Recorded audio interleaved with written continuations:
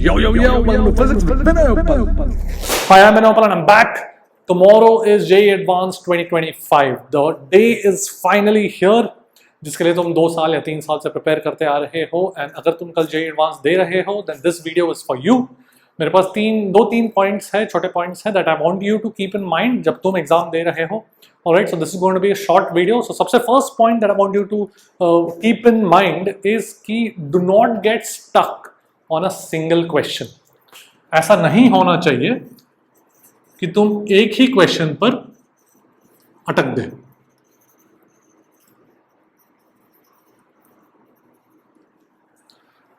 और ऐसे बहुत सारों के साथ होता है who have been doing very well in mocks, especially students who are confident going into the exam.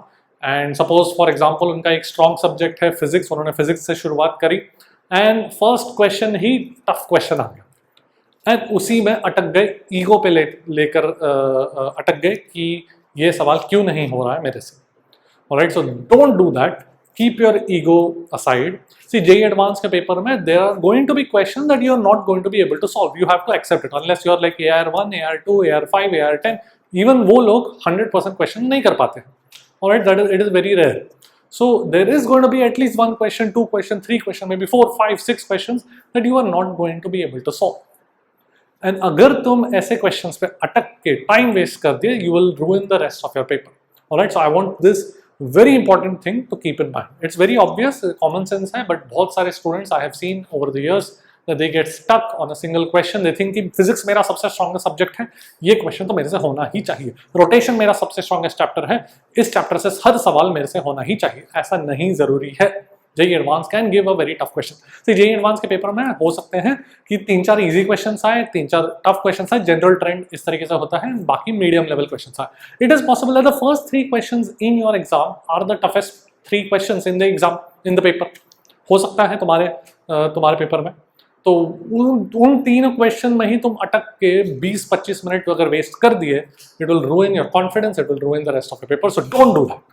Alright, the second piece of advice that I have for you is काफी बार almost every year JEE Advanced में गलत question आते हैं. Alright, even in JEE Advanced, mains में तो आते ही हैं, अपने को पता है, but even in JEE Advanced almost every year you will get questions that get marked as bonus. Okay, so एक बहुत ही छोटा सा important सा point है information brochure में of JEE Advanced, where I'm just going to display it here, where they are saying that जो question drop होता है, जो बोनस मिलते हैं, those bonus marks will be given to everybody whether you attempt it और you don't. So the difference that this bonus question can make is in the time that you waste on it.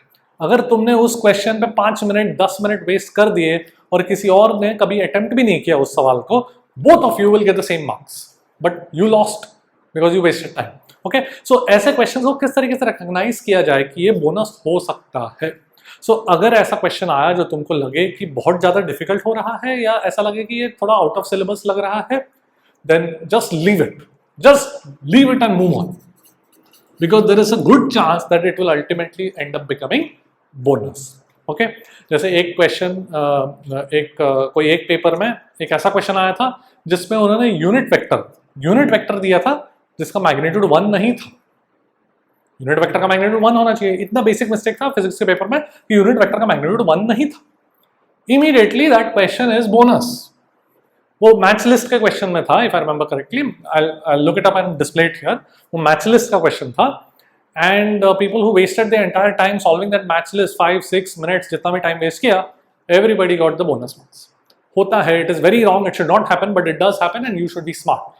This JEE Advanced is not just testing your concepts, it's also testing how smart you are, how street smart you are, कि किस तरीके से marks निकाला जाए. Alright, how to get marks. It's not about, unfortunately it's not about testing your depth only in the concept. सिर्फ वो चीज़ नहीं है, इसमें ये भी है कि how smart you are in recognizing कि हाँ ये क्वेश्चन तो गलत बना है, क्वेश्चन पेपर सेट है, वो भी तुमको सोचना है. ओके, सो ऐसे क्वेश्चन में basically keep a time limit. मैं उसको यही एक थर्ड पीस ऑफ एडवाइस लिख लेता हूँ. Third point, keep time limit may be of 4 minutes पर क्वेश्चन या 5 मिनट्स पर क्वेश्चन, जैसे तुमको सही लगे. पर एक बार टाइम लिमिट लगा दिया, उसके बाद छोड़ दो उस क्वेश्चन को, आगे बढ़ो.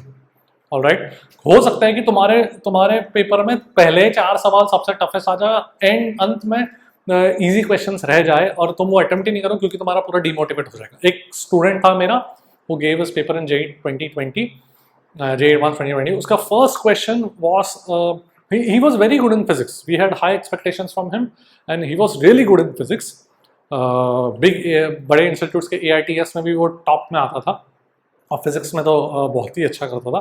Physics was the strongest subject and उस पेपर में उसने वो पूरा डिमोटिवेट हो गया and he lost not to the paper, he lost to himself, because जो फर्स्ट क्वेश्चन था वो ऑप्टिक्स का क्वेश्चन था JEE Advanced 2020 में उसके पेपर में, and it was a difficult question and it was not difficult because it was conceptual, because it was out of syllabus and ultimately वो bonus कर दिया गया उस क्वेश्चन को।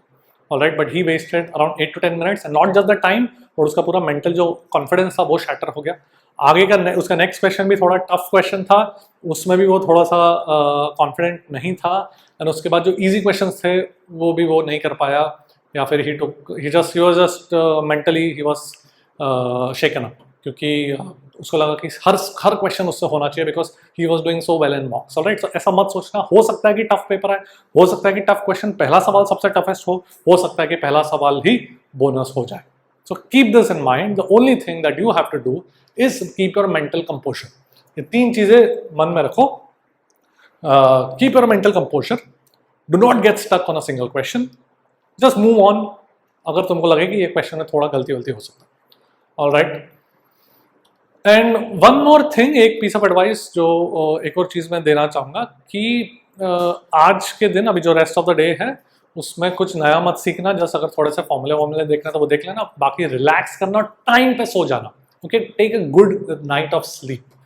Fresh brain will give you the most efficient and the best chance of doing or reaching a full potential tomorrow.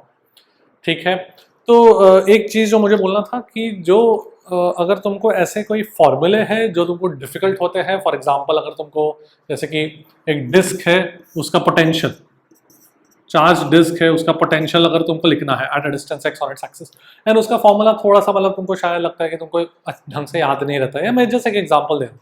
What you do is वो formula को exam के पहले जस्ट देख लेना, कल सुबह एक पेपर पे लिख के रखो जो भी थोड़े बहुत फॉर्मूले जो तुमको लगता है कि कभी कभार भूल जाते हो या एक फैक्टर वैक्टर भूल जाते हो, तो वो एक पेपर पे लिख के रखो 4 5 6 जो भी फॉर्मूले हैं, एंड सुबह सुबह कल एग्जाम के जस्ट पहले देख लेना, एंड जैसे ही तुमको वो स्क्रिबल पैड मिलता है, नोट्स मिलता है, फटाफट वहां पे जाके लिख लेना। उसके बाद बस खत्म, उसके बाद कुछ सोचना नहीं। You can always refer to it, but वो जस्ट एग्जाम के पहले देख के जाओगे तुम हॉल में तो मन में रहेगा, and immediately note it down as soon as you get your piece of paper, okay, and then it will be with you for the rest of the 3 hours. All right, so just an advice, if you struggle to remember certain formula, just take example there.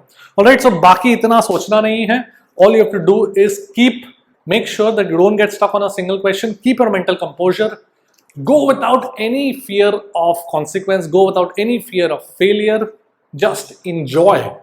ये 3 जो घंटे हैं, 6 घंटे हैं rather कल के, तो वापस नहीं मिलेंगे तुमको। इसका मतलब क्या? This is a once in a life time opportunity for you to actually perform at your best and enjoy the moment. ठीक है, so all the best to everybody, and I will see you, the world will see you at the top.